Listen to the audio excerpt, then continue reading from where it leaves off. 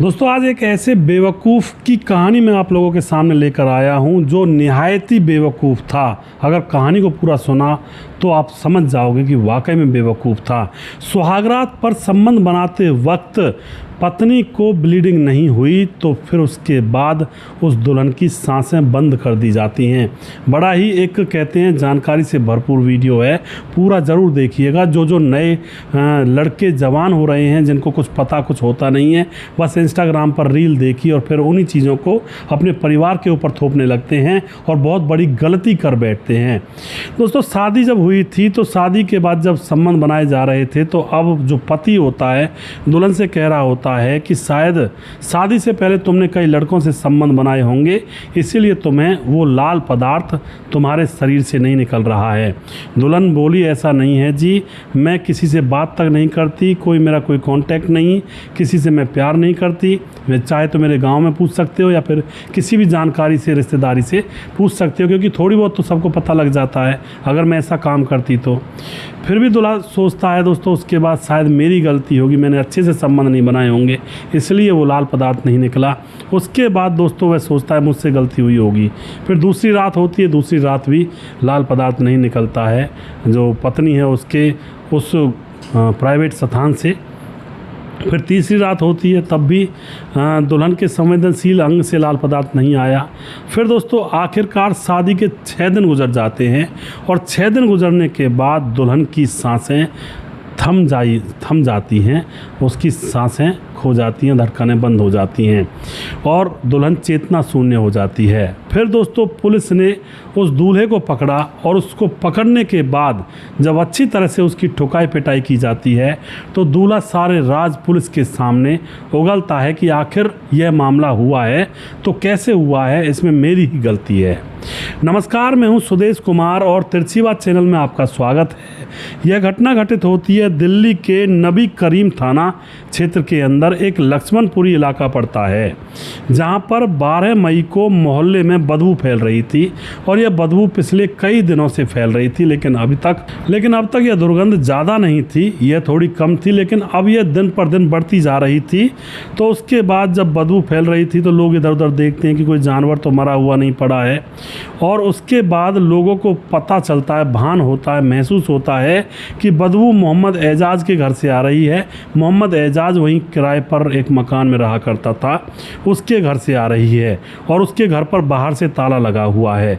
अब जो गांव वाले होते हैं, उस जगह के लोग होते हैं, सब लोग समझ जाते हैं, क्योंकि आजकल तो सोशल मीडिया का टाइम चला हुआ है और हर चीज़ के बारे में सबको पता होता है कि क्या हुआ होगा।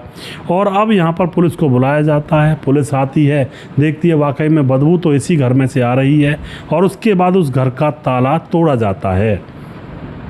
ताला तोड़ने के बाद जब पुलिस घर के अंदर जाती है तो घर में कहीं भी कोई ऐसी चीज़ नहीं मिलती है, मगर जब बदबू का पीछा किया जाता है तो बेड के अंदर से बदबू आ रही थी। तो उसके बाद बेड को खोला जाता है, बेड के अंदर दोस्तों एक लड़की का सड़ा हुआ शव पड़ा हुआ था। तकरीबन 7 से 8 दिन पहले इसकी मौत हुई होगी, इस तरह का कयास लगाया जा रहा था।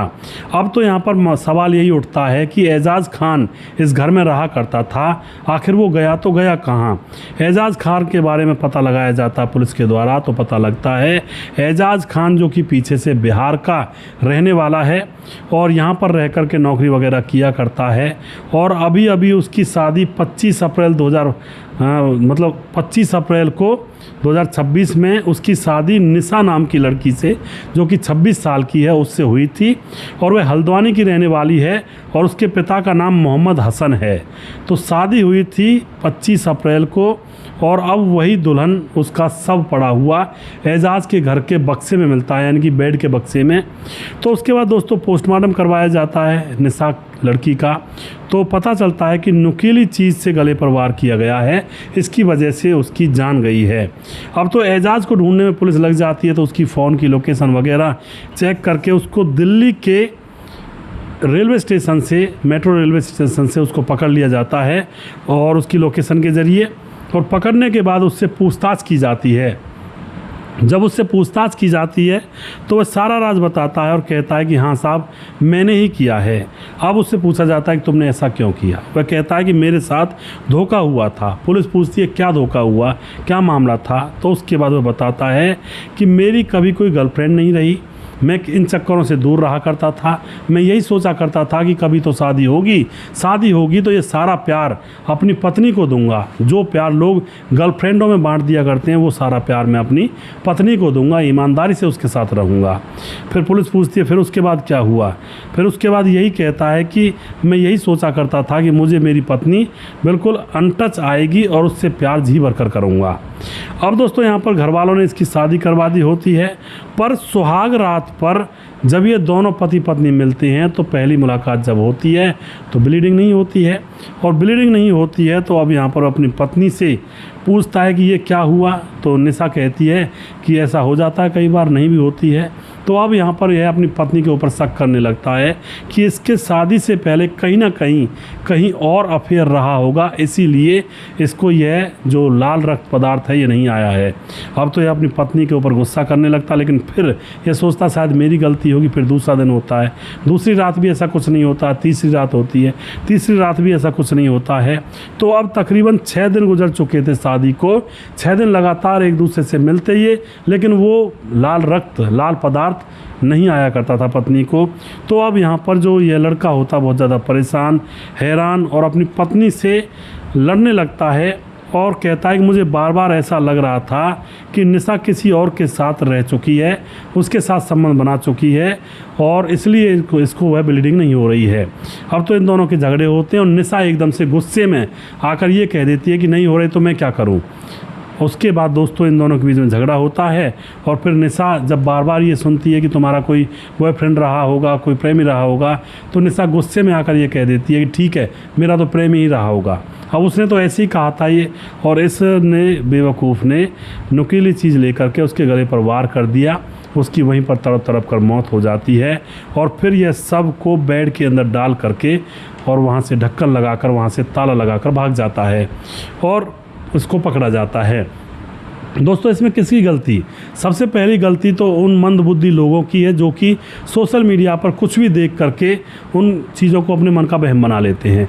कुछ लोग ऐसे होते हैं ना सोशल मीडिया, यूनिवर्सिटी में जो पढ़ाई कर रहे हैं आजकल, जिनको किताबों से कुछ लेना देना नहीं, माँ बाप क्या कहते हैं, बूढ़े बुजुर्ग क्या कहते हैं, उनका अनुभव जो होता है उसके बारे में बताते हैं, वो उसके बारे में नहीं सोचते ना उनकी सुनते हैं, वो सिर्फ सोशल मीडिया पर जो चल रहा है उसकी मानते हैं। और सोशल मीडिया पर दोस्तों बहुत सारी चीज़ें मति भ्रम कर देती हैं। लोगों को लगता है कि यही सही है, लेकिन वो सही नहीं होता है। कई बार बहुत सारी चीज़ें ऐसी होती हैं जहाँ पर लड़के लड़की आजकल फ़ोन में ज़्यादा लगे हुए हैं तो दिमाग का विकास तो हुआ नहीं है, क्योंकि दिमाग का विकास होता है जब लड़का लड़की कोई भी बच्चा सोचता है, गहरी सोच में जाता है कि ऐसा करेंगे, ऐसा होगा, वैसा करेंगे, वैसा होगा। लेकिन फ़ोन जो चलाता है, हरदम फ़ोन में लगा रहता है, वो सोच विचार करने की टाइम उसके पास होता ही नहीं है, गहराइयों में सोच में जाता ही नहीं है। वो ऊपर से ज़िंदगी को जीता है और फिर जैसा व्हाट्सएप पे या सोशल मीडिया पर उसने देख लिया उसी को सच मान लेता है। और दोस्तों यहाँ पर आपने बहुत सारी इंस्टाग्राम पर वो रील देखी होंगी कि भाई लड़की को ब्लीडिंग नहीं आई तो इसका मतलब वो कर्म कांड कर चुकी है। ये बिल्कुल गलत है। वो लोग जो बताते हैं ना, ये बिल्कुल गलत है, क्योंकि लड़की अगर कई बार जैसे स्कूल जाती है साइकिल से, तो साइकिल चला कर जाती है तो उसको भी ब्लीडिंग नहीं होती है शादी पर। और लड़की जैसे कूद जाती है कहीं से या फिर दौड़ लगाने लगती है तो उसमें भी वो ब्लीडिंग नहीं होती है। बहुत सारी ऐसी चीज़ें होती है जहाँ पर ब्लीडिंग नहीं आती है, लेकिन लड़के सिर्फ उसी बात को मान कर बैठ जाते हैं। और यह बैठ गया मान करके एजाज इंस्टाग्राम पर देखा होगा कि भाई ब्लीडिंग नहीं आती तो इसका मतलब लड़की कर्म कांड कर बैठी है। तो ये बहुत गलत है, बहुत गलत है। प्राकृतिक शरीर है हमारा, भगवान की बनाई हुई वो रचना है, इसमें बहुत सारी चीज़ें पॉसिबल हो जाती हैं। तो इन चीज़ों में मति भ्रम ना हो, सोशल मीडिया का उपयोग उतना ही करें जितना काम का हो, बाकी फालतू के कचरे को दिमाग में ना भरें। दोस्तों वीडियो के लास्ट में कुछ भाइयों के नाम ज़रूर लेना चाहूँगा जो हमारे वीडियोज़ को देखते हैं और हमें सपोर्ट करते हैं। हमारे साथ समाधान पाटिल जलगांव महाराज से कमेंट करते हैं। राम गोसाई हमारे भाई लगातार कमेंट करते हैं। उसके बाद भरत तिवारी कमेंट करते हैं। धीरज बंडवाल कमेंट करते हैं, लगातार बने रहते हैं। और जहीर अब्बास कमेंट करते हैं, बहुत बहुत धन्यवाद करता हूँ। धीरज बंडवाल हमारे भाई कहते हैं कि आंखें भर आई भैया जी, क्या कहानी सुनाई है आपने, बहुत बहुत धन्यवाद करता हूँ धीरज भाई।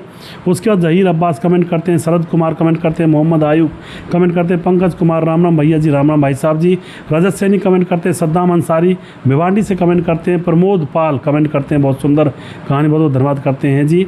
और उसके बाद गणेश सोनी कमेंट करते हैं। स्वपन डे कमेंट करते हैं। मुकेश कुमार यूपी 83 से कमेंट करते हैं। और उसके बाद ताराचंद शर्मा कमेंट करते हैं, बहुत सुंदर कहानी जी। मोहम्मद आयुब दोबारा से, मुकेश कुमार यूपी 83 से स्वपन डे कमेंट करते हैं। रामलाल लड्ढा कमेंट करते हैं। सुबेदी चंद्र कमेंट करते हैं, राधे राधे जी। कपिल देव प्रजापति कमेंट करते हैं। और सुजीत कुमार कमेंट करते हैं। और प्रवीण बघेल से पुरी से लगातार कमेंट करते रहते हैं, भाई का बहुत बहुत धन्यवाद करता हूँ। और उसके बाद मुनु श्रीवास्तव जी लगातार कमेंट करते हैं। मोनू जैन लगातार कमेंट करते हैं। और उसके बाद सूरज डीओ फिजी से कमेंट करते हैं, लगातार हमारे साथ बने रहते हैं। और जी खेमराज भाटी गुज्जर चिट्टी जीबी नगर यूपी 16 से लगातार कमेंट करते हैं। वनराज नामदेव कोहली लगातार कमेंट करते हैं।